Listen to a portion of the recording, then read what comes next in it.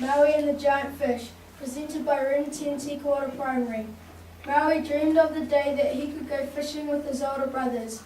Each time his brothers returned from a fishing trip, Maui would ask, "Next time can I come fishing with you?" But Maui's brothers would always make an excuse. "No, you're too young to come fishing with us. We need all the room in our waka for the many fish that we catch." "Te ika Maui, I'll only take up a little bit of room, and I'll stay out of trouble, I promise," Maui would argue. The eldest brother would reply, "You're so skinny we might mistake you for some bait and throw you overboard for the fish to eat." Maui would get angry. "I'll teach them," he would say to himself. "I'll prove how good I am." Secretly, Maui hatched a plan to prove he was a great fisherman. One night, when Maui was alone, he recited an old karakia to give his fishing line strength. When he was finished, Maui took a jawbone which his ancestor Muri Rangawhenua had given him and bound it securely to the line. Early the next morning, Maui took his fishing line and hid himself in the hull of his brother's canoe. When Maui's brothers pulled the canoe into the sea, they noticed something a little different. "The canoe is much heavier this morning. Are you sure you're helping?" said one. "I think you've been eating too much kumara," said another. "Stop your bickering and get on with it," said the eldest brother. None of the brothers noticed Maui hiding in the hull. When Maui heard his brothers drop the anchor, he knew they were too far from land to return. Maui revealed himself to his brothers. "Surprise! What are you doing here? You tricked us. No wonder we have not caught one single fish." The brothers were angry with Maui, but Maui spoke out.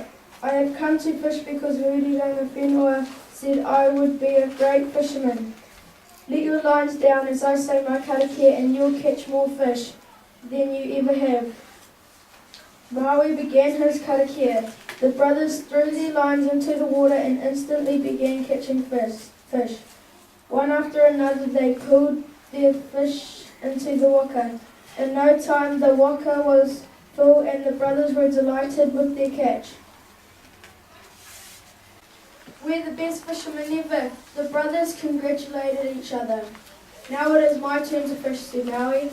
The brothers laughed when Maui pulled his fishing line from his bag. You'll be lucky to catch a piece of seaweed with that, or maybe a piece of driftwood to float home on." The brothers couldn't contain their laughter. Maui didn't listen. Instead, he recited his karakia and readied his line. "Can you give me some bait for my hook?" Maui asked his brothers. But the brothers only laughed harder, so Maui clenched his fist and hit himself hard on the nose. His nose bled and Maui covered his hook with his own blood. Maui then stood at the front of the canoe and whirled his line above his head as he recited his karakia. He spun his line out to sea. The line sunk deep to the ocean floor, down into the depths of the domain of Tongaroa, and instantly the hook was taken. Maui's line went suddenly tight. The brothers stopped their laughing and held tightly to the side of the waka as they began to speed across the ocean. "Cut the line," our brother called, clearly shaking in his seat. "We'll all be drowned," said another. "Please, Maui, cut the line." But Maui held tight to his line and slowly a giant fish pulled to the surface. The brothers huddled in the waka, shivering with fright. The giant fish towered over their small canoe. "This is the fish that our grandmother Muri Rangawhenua said would be gifted to us."